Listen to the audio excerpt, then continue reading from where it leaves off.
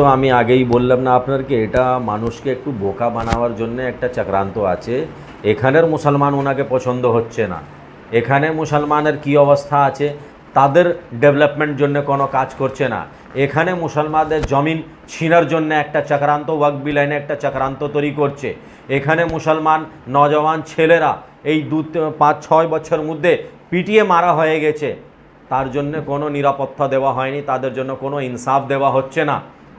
কিন্তু মুসলিম কান্ট্রি থেকে গিয়ে ওখানে বোঝাচ্ছে কি এখানে মুসলমান ঠিক আছে, এখান থেকে তাহলে তার এই জন্যে করছে ওখানে ব্যবসাটা হোক আর আমার ব্যবসাটা বাড়ুক, আর এই আদানি আম্বানিকে আমি বেশি লাভটা দিই, বাস এই জন্যে এই কাজ করছে মোদি। অ্যাকচুয়ালি মোদি সরকার এটা গভর্নমেন্ট না, এটা একটা কর্পোরেট আছে, এই কর্পোরেটের সরকার আছে, এটা গভর্নমেন্ট না।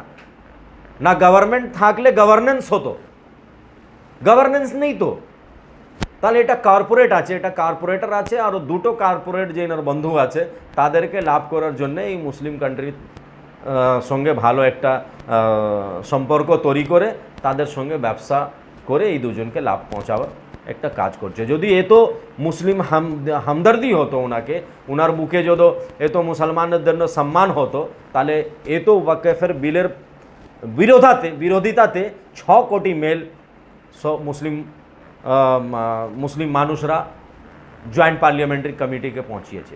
পুরো মুসলিম বড় অর্গানাইজেশন যত বড় সংগঠন আছে ওই বিলের বিরোধিতা করছে, কিন্তু ও কি বলছে, না এই বিলটা তো আমি পাস করেই দিয়েছে, ইমপ্লিমেন্ট করার জন্য চেষ্টা করছে, এখন মামলা কোর্টে আছে। তো মুসলমানদের সঙ্গে যখন আপনার হামদর্দি থাকলে মুসলমানের কথাটা উনি শুনতো, কিন্তু মুসলমানের কথা শুনছে না।